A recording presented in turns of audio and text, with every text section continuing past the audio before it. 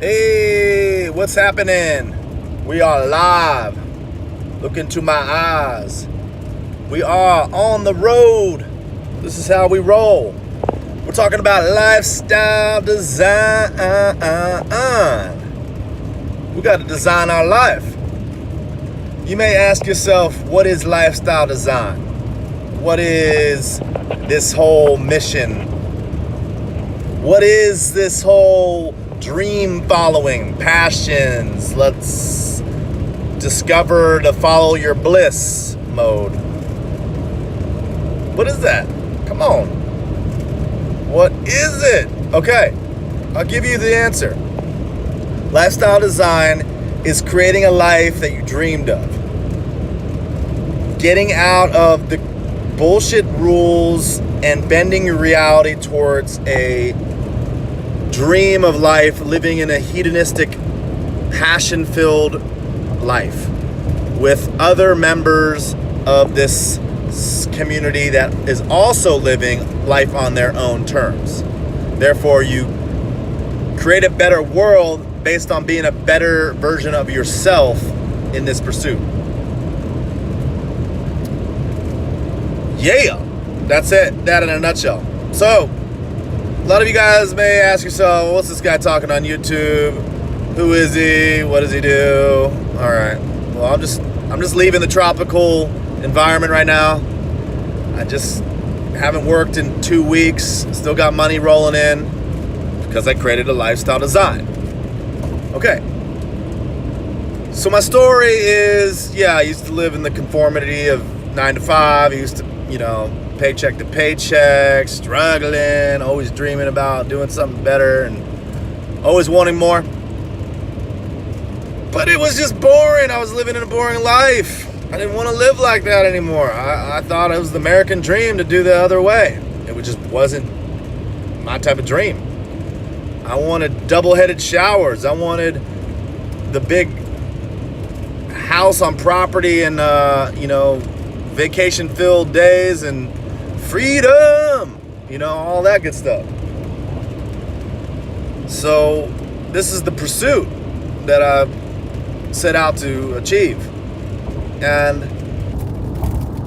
I started just looking around at other people, as the internet was popping up. I started looking around, what people are doing, started finding options, started reading biographies, thinking that I wanted to invent, be an inventor, be an entrepreneur. That kind of set me on the right track, is kind of discovering of my passions. So I started working out a lot and started following that and discovering how the body works. And I just realized, this is one of my dreams.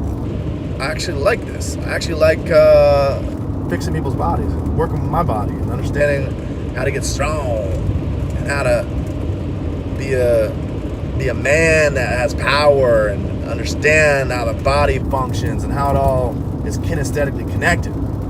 So I went down that path, got my certification, started hanging out with other personal trainers and pursuing that education and that the hill climb of that beautiful passion-filled job field. And I started feeling what it was early on in my early 20s, what it is to have a life that is passion-filled and that work kind of blended with your passions, and it wasn't really work, it was just play.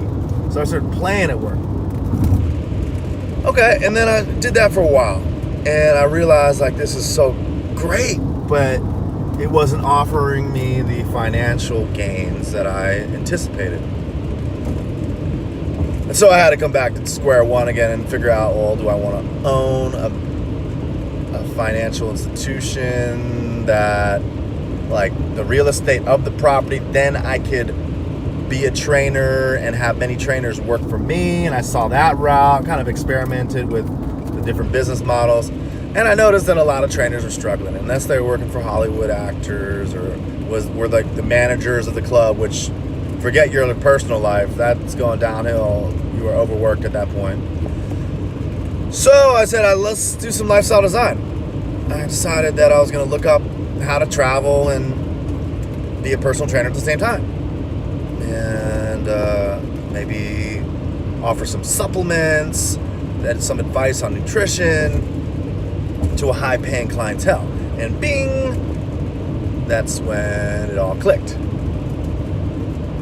And just around that time, Tim Ferriss released a book called The 4-Hour Workweek, which kind of leveraged the internet and automation and outsourcing your business to then allow you to have more time, streamlining the fun, streamlining the free time.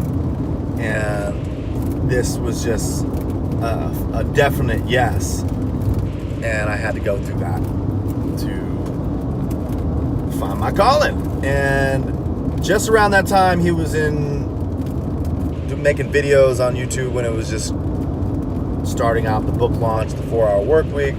And I decided I'm gonna live my 4-hour workweek too. And the business is booming. I was working with high clienteles and traveling to them and being in their, let's just say, their facility, their management team. I was connected to a team of professionals inside of a conglomerate of wealthy individuals. And that was great and all. But I realized my freedom was starting to get a little more scarce. I couldn't take off and go to Burning Man, or couldn't do a lot of things that were like month-long trips and that I just dreamed of, being on a yacht and being on a boat and being on a private island and skiing some exotic slopes. So that lasted for a little bit, but I knew there was more. I knew there was something more in this entrepreneurial spirit. I knew that I can design my life with, cool things. And then I started looking into like The Secret and these books that came out sort of about the law of attraction, kind of getting clear about what you want and feeling your dreams and using gratitude formulas, and started building myself in that field and really getting clear about what I really wanted. It wasn't the money, it was the lifestyle behind it, and having the ability to take off and go and manage remotely. If I needed to be in touch, I can email. And a 6-month job where I can work real hard for 6 months and learned about how to save and invest. Then I can have funds while I do operate on my free time and playtime. So that was it. That was the ticket. I started getting more awareness of this, and I realized I could leverage the American dollar wherever I go. And I was thinking, cool, let's do it. So I started looking at, once I had money from businesses and clients, and I started putting that away, I started looking at places I can live cheaply. And one of them was Thailand. And I was like so excited to be there, so mesmerized by the culture, and I was just feeling like I was growing, and I was like, I like this person. This is like a juicy, vivacious character of the next degree. I feel like a superhero when I'm involved, and this is just the start of the amazing dream. And it just came to fruition, and all the stars aligned. I started using dream boards, vision boards, places I wanted to go, things I wanted to do while I'm seeing, romantic partners I wanted to manifest. Because there's a lot of magic in this world. I started figuring out there was a lot of magic outside of your comfort zones and your places I had to upgrade my mindset. I had to upgrade my body. I had to upgrade my dreams and upgrade what I really wanted and all that good stuff, all that juicy good stuff. And that's where it all turned, and I just decided to go and trust and have faith. That's one of the key muscles, is to exercise your faith muscles and know it's going to be all right. Even if you fail, you're going to get a lot of wisdom out of it. So there was no actual failure. It was just a concrete lie. And I decided I was going to be a minimalist, cut my possessions in half, design my life around having less and not more. But better things, and that I could always get more stuff for cheap. I could replace all my wardrobe for $300. I could come back and get things at a moving auction. I could, get my furniture and leave all my really important stuff at an uncle's or parents' house. And this just allowed me to go. I was attached to my stuff. So I went on my first trip. I landed over there. I was immensely happy. I went on some Muay Thai training. I went on some excursions and got my dive certificates. I learned a new way of life from all these brilliant, smart travelers who are doing the same thing and designing their life. I met the web designers. I met the producers. I met the entrepreneurs, the online marketers, the, trust fund babies, you name it. I started getting little hints and tips and hanging out with these people, and it was like we were all searching for the same thing. We were all on a higher calling. We wanted more out of life. We were young and free and college educated, but fuck, we were so wasted in our space of life. We weren't really living. And the more and more I kind of went around those countries, I started meeting more amazing people with similar stories. I got a lifetime of education that way. And I got more tips of how to run a business online, and more tips about how to invest, and more tips of how to live cheaply and stretch out my dreams, stretch out all this great stuff that I was learning. And vividly, I remember a time when I was in Bali in Indonesia on the same trip, at the tail end of it. I remember sitting there on a fire overlooking this cliff on an island and looking at a volcano erupt, and I was like, man, I'll never be able to see this in normal life. Talking to some other amazing people as well, and just thinking to myself, I'm so lucky. I want to live like this the rest of my life. And then I got a couple tips and kind of manifested another dream to live in Australia. And right out of that conversation, a lot of my friends were moving there and working for high dollars in a certain type of atmosphere. And I remember I had to return home real fast and pick up some checks and close out some accounts and do some housekeeping back home.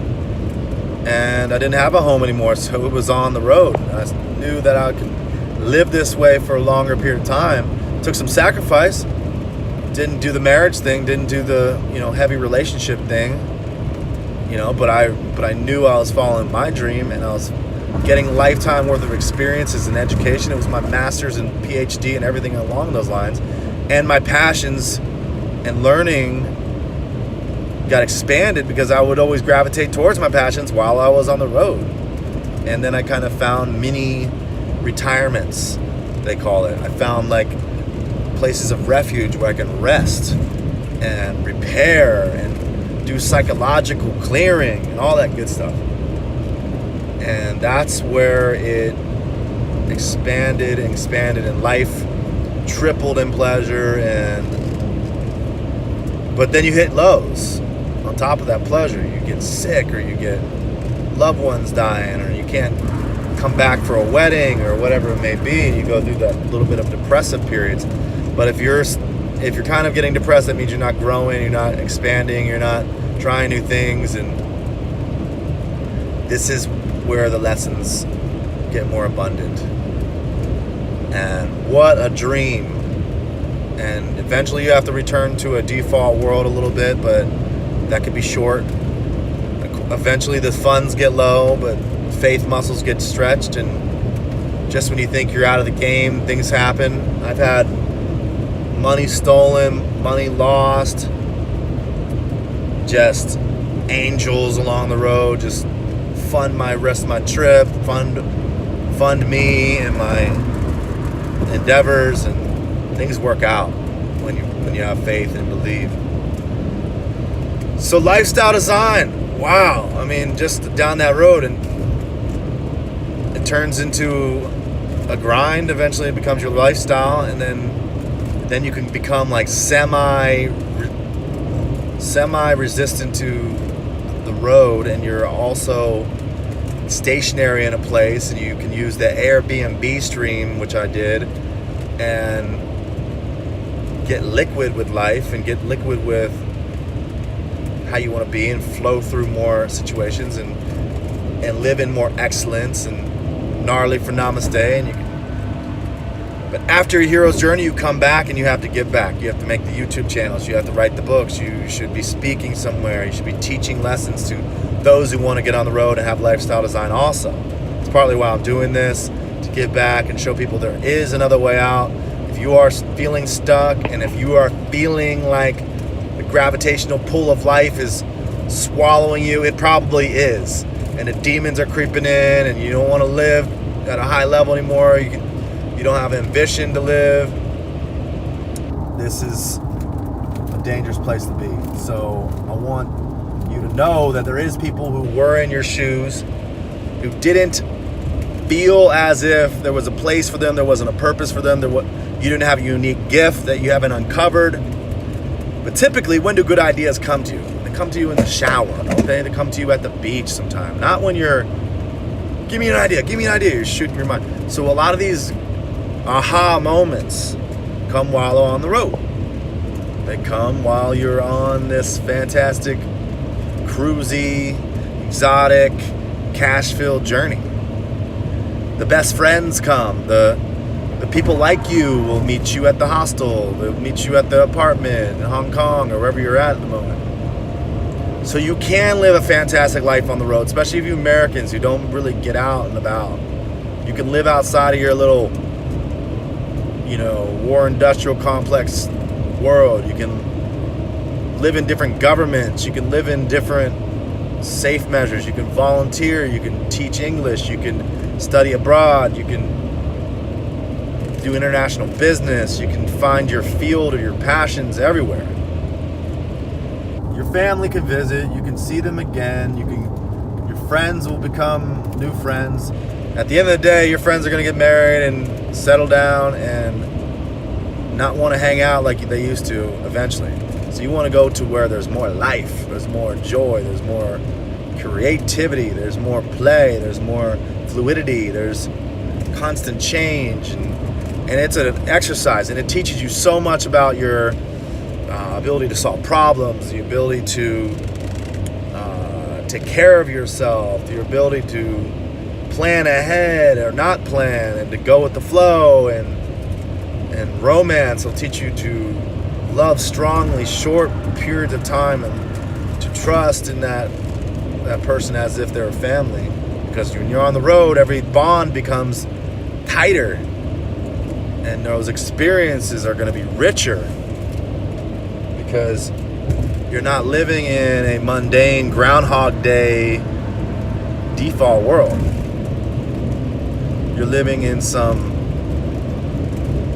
phenomenal, spirited, travel sensational, lifestyle design, mobility, tech savvy, millionaire laptop profession. And you can, as long as you got internet, you can do your thing. You can find a way. You can build a website. You can outsource to many companies that diversify your skill. You can have a back office, virtual style. All this cool stuff can get done as you are embarking on your fun-filled, imaginary, turned reality life.